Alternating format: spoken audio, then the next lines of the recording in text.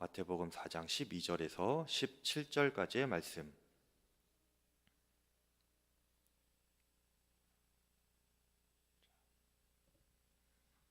저와 여러분이 한 절씩 읽고 마지막은 같이 읽겠습니다. 예수께서 요한이 잡혔음을 들으시고 갈릴리로 물러가셨다가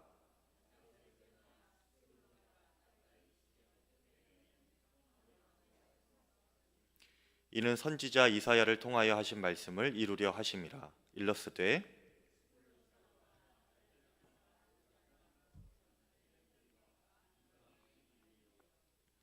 흑암에 앉은 백성이 큰 빛을 보았고 사망의 땅과 그늘에 앉은 자들에게 빛이 빛이었도다 하였느니라.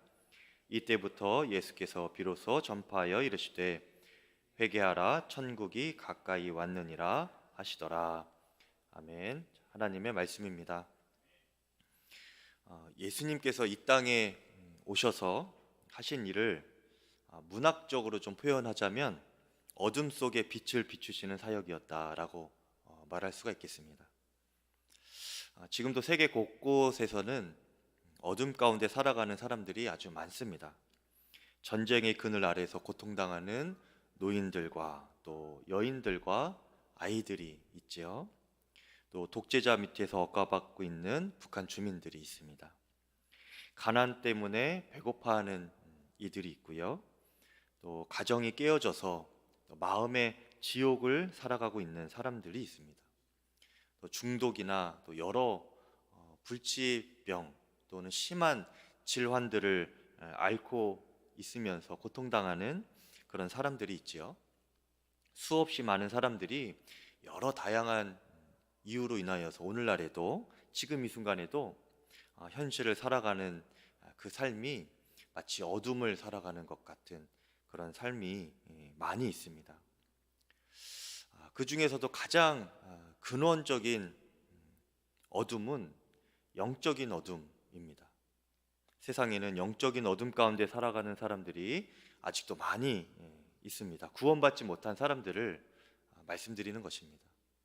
예수님은 이 일을 위하여 이 땅에 오셨는데요. 16절에 보니까 흑암에 앉은 백성이 큰 빛을 보았고 사망의 땅과 그들의 앉은 자들에게 빛이 빛이었도다 하였느니라 말씀하셨습니다. 예수님께서 하시는 사역을 구약에서 예언을 했던 것인데요. 여기서 흑암에 앉은 백성이라고 했습니다. 흑암에 앉은 백성은 영적으로 이미 죽음 안에 있는 존재다라는 말입니다. 인간은 아담과 하와 이후에 곧 타락한 이유를 말하는 것이겠죠. 그 아담과 하와 이후에 허물과 죄로 죽은 존재가 되었습니다. 영적으로 죽은 존재가 되었어요. 이것은 이런 뜻입니다. 우리가 이제 앞으로 죄를 지으면 그리고 생이 마감하면 이후에 우리가 지옥에 갈 것입니다. 이런 뜻이 아니고요. 우리는 이미 지옥에 있는 존재라는 말입니다. 우리는 이미 지옥에 갈 수밖에 없는 존재가 되었다라는 말인 것이죠. 예수님은 그렇게 이미 죽은 존재가 되어서 지옥에 앉아 있는 그런 사람들에게 구원의 빛을 비춰주셔서 살리셨습니다. 그래서 에베소서에 보면 이렇게 말하고 있죠. 에베소서 2장 1절에 보면 그는 이라고 했는데 예수님을 말하는 겁니다. 그는 허물과 죄로 죽었던 너희를 살리셨도다 이렇게 말씀하고 있습니다. 이미 죽었던 우리, 허물과 죄로 이미 죽었던 우리를 예수님께서 살리셨다 말씀하고 있는 것이죠. 앞으로 죽을 인생이 아니고 앞으로 멸망에 빠질 인생이 아니고 이미 멸망한 가운데 한복판에 있는 존재가 바로 인간이라는 존재라는 것입니다. 그래서 예수님께서 그런 사람들에게 구원의 빛을 비춰주신 것은 생명의 빛인 것입니다. 멸망에서 죽음에서 생명으로 옮기신 그런 빛이기 때문이죠. 오늘 우리가 그렇게 예수 생명의 빛으로 구원을 받은 것이 얼마나 감사한 일인지 모릅니다. 그리고 예수님은 그렇게 구원받은 이후에 우리의 삶 가운데서도 우리의 마음의 근심이나 또 육신의 고통이나 어떤 이유에서든지 우리가 사망의 그늘 아래에서 그렇게 살아갈 수밖에 없는 그 모든 영역 가운데에도 예수 생명의 빛을 비추어 주고 계십니다. 우리가 그 빛을 다 받아 누리면서 어둠이 아니라 빛 가운데 살아갈 수 있기를, 그런 믿음의 사람이 되기를 간절히 축복합니다. 뿐만 아니라 예수님은 우리 자신이 그 예수님과 그렇게 연합하여서 빛이 되기를 바라고 계십니다. 우리가 주님의 빛을 받아서 빛의 자녀로 또 그런 빛의 열매들로 삶을 살아가기를 원하실 뿐만 아니라 우리 자신이 빛이 되기를 바라시는 거예요. 그래서 우리가 그 빛을 어둠 가운데 있는 또 다른 이들에게, 세상의 다른 곳에 비추는 삶을 살아가기를 주 예수님은 바라고 계십니다. 오늘 말씀을 통해 예수님께서 세상에 어떻게 빛을 비추셨는지 우리가 배우고 우리도 그 예수님을 따라서 빛된 삶을 능히 살아갈 수 있기를 간절히 축복합니다. 예수님께서 빛을 비추시는 그 과정이 있었는데, 그 준비 과정이 있었는데 두 가지가 있습니다. 첫째는 하나님께서 정하신 때를 잘 분별하셔서 순종하셨다라는 것입니다. 12절에 보니까 예수께서 요한이 잡혔음을 들으시고 갈릴리로 물러가셨다가 이렇게 나옵니다. 예수님께서 이제 활동하기 시작하실 때에 그 전에 예수님께서 어떤 것을 분별하셨는가? 요한이 잡혔음을 먼저 들으시고 그것을 확인하셨다는 거예요. 예수님은 세례 요한이 더 이상 활동할 수 없을 때에 그때부터 사역을 시작하셨습니다. 하나님께서 예비하신 정확한 때를 분별하신 것이죠. 이것은 세례 요한도 사실은 마찬가지였습니다. 세례 요한도 그 평생 사명을 감당하면서 그가 하나님께서 허락하신 언제까지, 어느 시점까지 사역을 해야 되는지 정확하게 알고 사역을 했습니다. 언제까지였을까요? 마가복음 1장 7절에 보니까 이 세례요한이 이렇게 고백해요. 그가 전파하여 이르되 나보다 능력 많으신 이가 내 뒤에 오시나니 나는 굽혀 그의 신발끈을 풀기도 감당하지 못하겠노라. 세례요한이 이렇게 유명한 고백을 했죠. 자신이 언제까지예요? 자신보다 능력 많으신 이가 오기 전까지 사역한다는 걸 알고 있었습니다. 그분이 예수님이죠. 그러니까 나는 예수님 오시기 전까지 하나님께서 이 사역을 허락하셨다, 그렇게 고백하고 있는 겁니다. 그리고 그 다음 구절에 보면은 나는 물로 세례를 주거니와 그분은 성령으로 너희에게 세례를 줄 것이다, 그렇게 말씀하고 있습니다. 예수님 오시기 전까지가 그 세례 요한에게 허락된 하나님의 때였습니다. 그것을 잘 분별하면서 세례 요한은 평생 사역을 했던 것이죠. 여러분, 사명의 길을 걸어가는 자들에게는 무엇을 하든지 하나님께서 정하신 때가 있습니다. 우리가 그 때를 잘 분별하는 것이 중요합니다. 하나님의 계획보다, 하나님 정하신 때보다 앞서지 않아야 하고요. 반대로 하나님께서 그렇게 정하신 때가 되었는데 머뭇거려서도 안 됩니다. 더 하려고도 안 되고 덜 해서도 안 되는 거예요. 더 하려고 하는 것은 욕심이고 덜 하려고 하는 것은 나태지요, 게으름입니다. 둘 다 죄인 것입니다. 여러분, 태초에 하나님이 천지를 창조하실 때에 빛이 있으라 이렇게 말씀하시니까 빛이 있었다 하였죠. 네. 우리도 빛의 사명을 감당할 때에 마찬가지입니다. 하나님께서 말씀하신 정확한 때를 놓치지 않고 말씀하신 대로 행할 수 있어야 그것이 하나님께서 사용하시는 사명자라는 거예요. 그리고 주님께서 말씀하신 만큼 감당할 줄 알아야 합니다. 더 감당하려고 해도 그건 우리의 욕심이 되는 거예요. 모세가 이스라엘 백성을 이끌고 출애굽했죠. 굉장히 많은 고생을 했습니다. 그리고 백성들에게까지 원망과 불평을 들을 때가 많이 있었어요. 이집트 군사들에게 쫓기는 그 어려움을 당했던 것은 말할 것도 없고, 그냥 평안하다 싶으면은 그 안에 있는 백성들이 또 모세를 원망하는 겁니다. 먹을 것이 없다, 물이 없다, 여러 가지 온갖 고생을 다 했는데 하나님께서 그 모세에게 허락하신 사명은 적과 꿀이 흐르는 그 가나안 땅에 들어가는 것이 허용되지 않았습니다.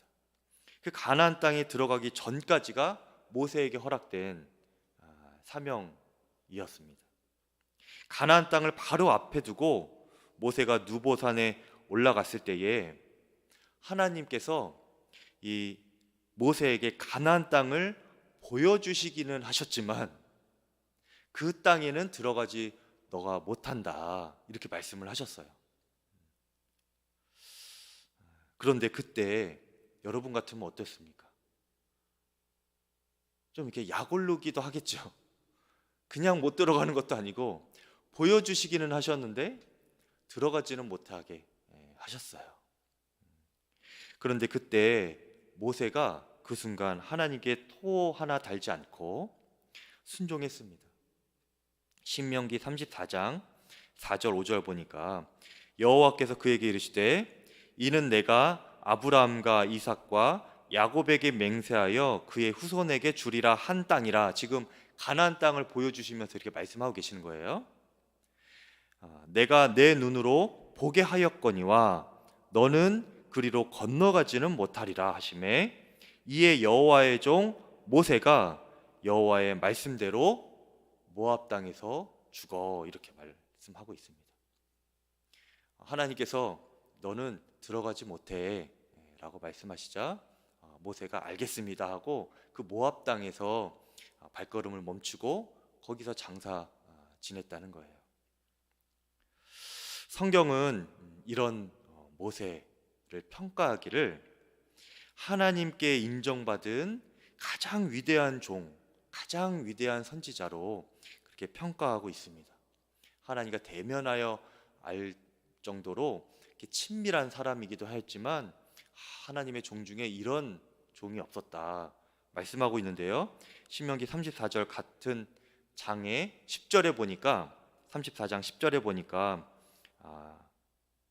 그 후에는 이스라엘에 모세와 같은 선지자가 일어나지 못하였나니 라고 했습니다.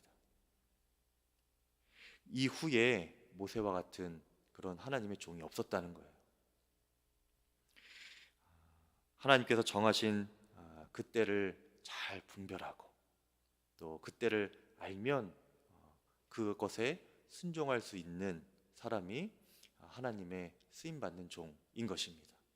예수님께서 그 때를 잘 분별하고 사역을 시작하셨고요. 세례 요한은 그 때가 되었기에 생이 마감되었던 것이고, 모세는 더 나아가고 싶어도 하나님께서 여기까지다라고 말씀하셨기에 발걸음을 멈출 수 있었던 것입니다. 저와 여러분이 그 하나님의 정하신 때를 잘 분별하여 순종할 수 있는 하나님의 신실한 종들이 되기를 축복합니다. 그렇게 하나님의 정하신 때, 또 하나님께서 우리에게 맡기신 사명을 정확하게 분별하려면 그러면 어떻게 해야 될까요? 여러분, 그 기준이 있는데요, 하나님의 나라와 그분의 뜻을 위한 것인지 아닌지를 우리가 잘 생각해 보면 됩니다. 어려운 게 아니에요. 내가 더 하는 게 하나님의 원하시는 뜻인지, 하나님의 나라를 위하여 합당한 것인지 보면 아는 겁니다. 내가 여기서 멈추는 것이 맞는가, 더 하는 것이 맞는가.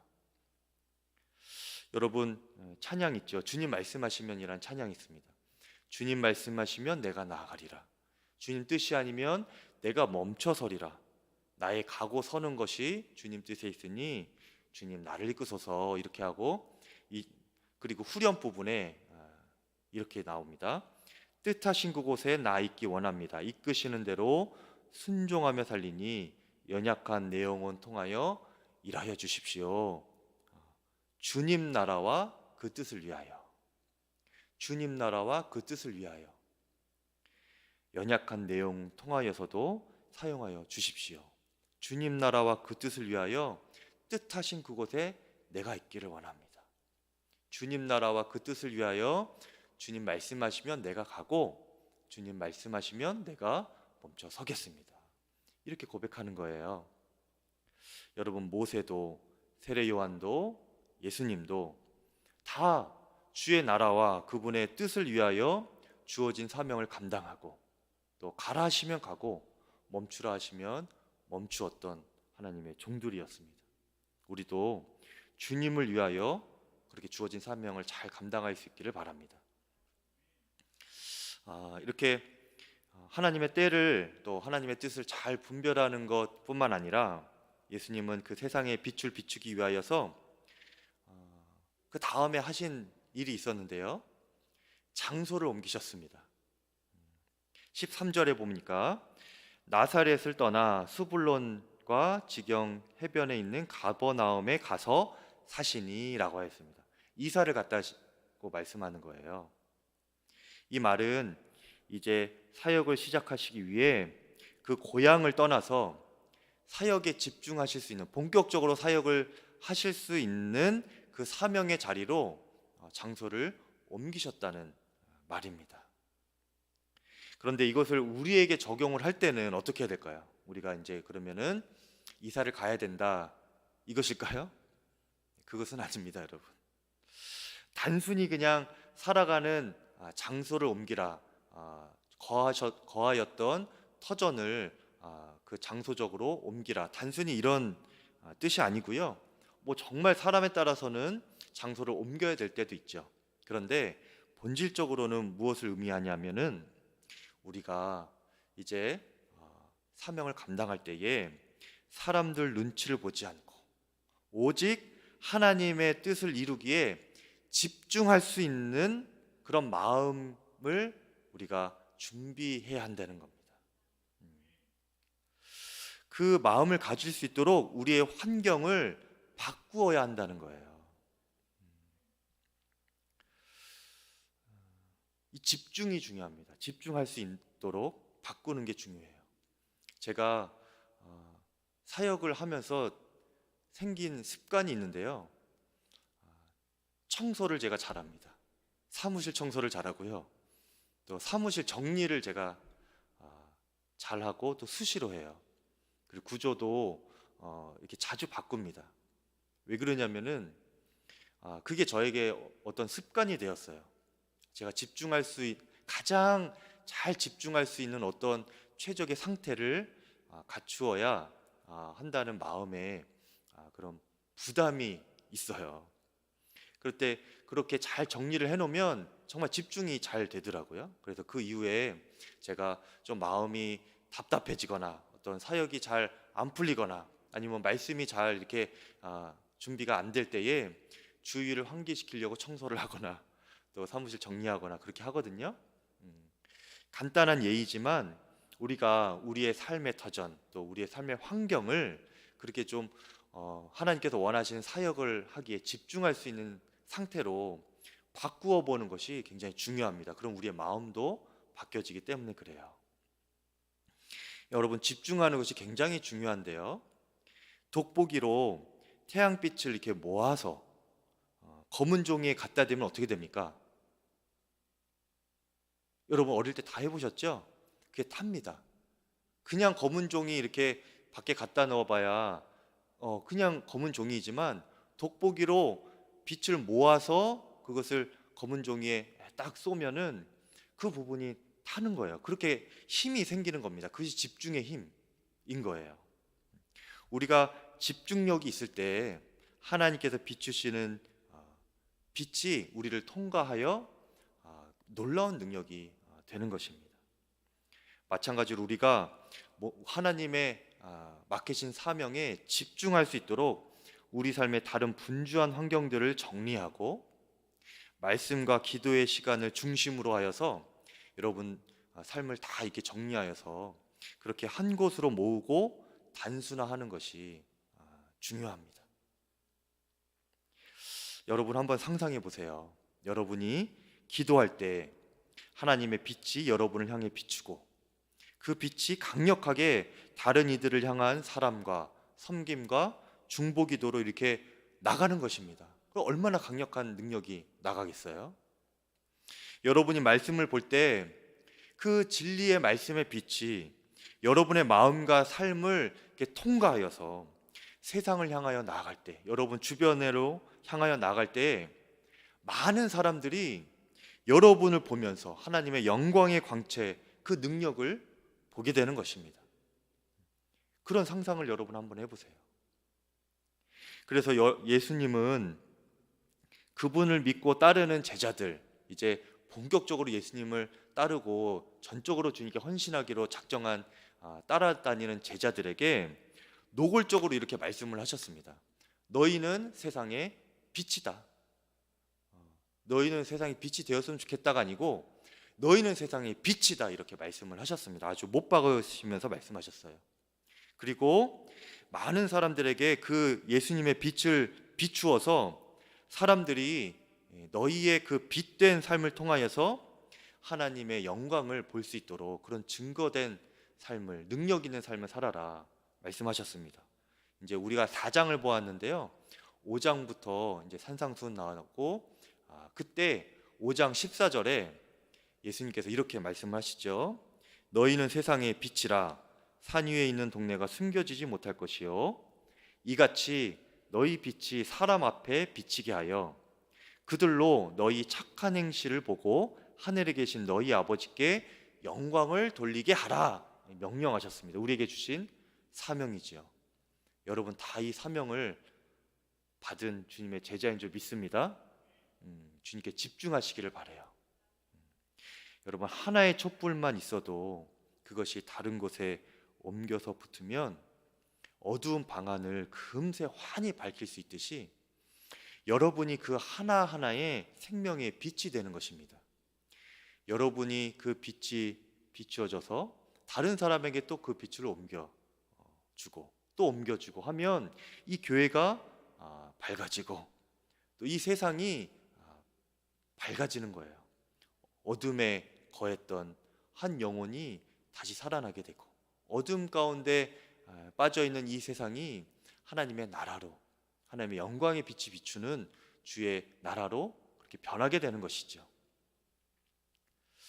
그래서 여러분 예수님 믿는다는 것은 우리 자신이 더 이상 어둠 속에 살면서 흐리멍텅하게 또 이렇게 그냥 포기하고 주저앉아만 살아가지 않을 뿐 아니라, 우리 자신이 일어설 뿐 아니라 어둠의 그늘에 살고 있는 이들을 일으켜낼 수 있고 그들에게 빛을 비추어서 그들도 빛된 존재로 살아갈 수 있도록 독려해주는 그런 빛으로 살아가는 것을 의미합니다. 그게 믿음의 삶인 것이에요. 그것이 예수님께서 우리에게 믿음을 주시고 그 믿음이 자라게 하시는 이유입니다. 우리를 그리고 계속 그런 빛된 존재로 살아가도록 주님께서 이끌어 가실 것입니다.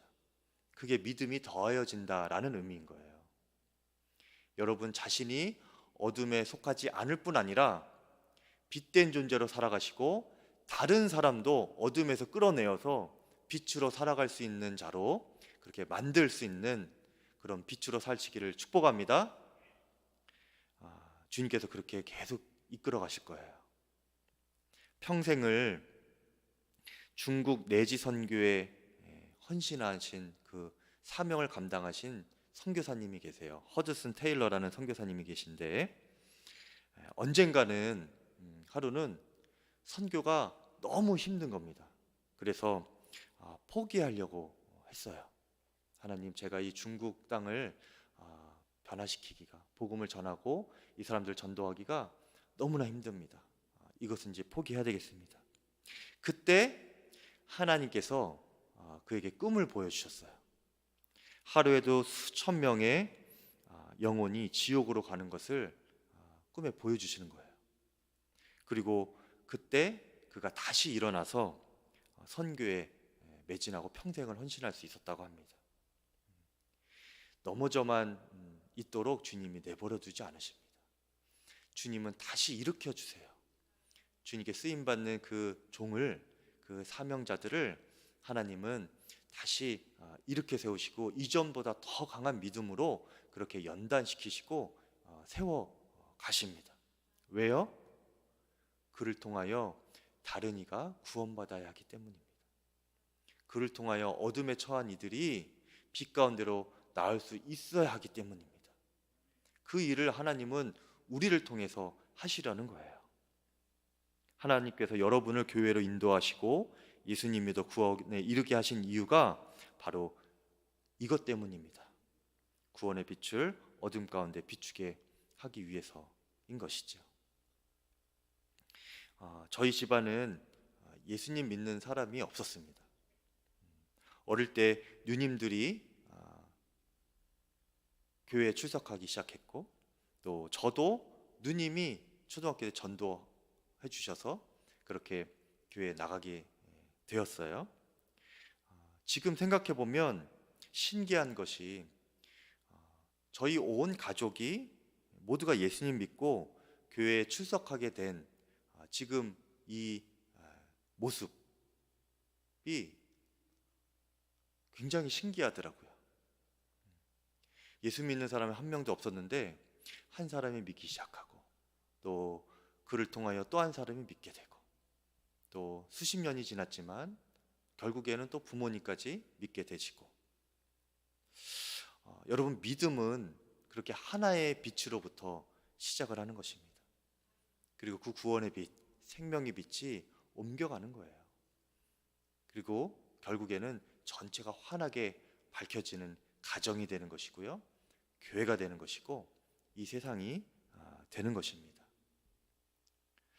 여러분, 자신이 여러분 가정에서 구원의 생명의 빛의 역할을 잘 감당하시기를 축복합니다.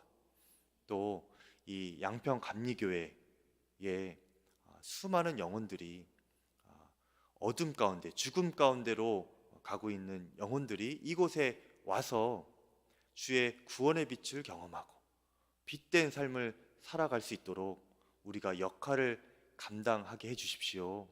그렇게 기도하는 여러분 되시기를 바랍니다. 뿐만 아니라 이 양평 땅과 온 세상 가운데 하나님의 구원의 빛이 비춰져서 한 사람도 멸망치 않고 영생을 얻도록 그 일에, 기도하는 일에 우리가 쓰임받게 해주십시오. 그렇게 빛된 기도를 감당하시는 저와 여러분 되시기를 간절히 축복합니다.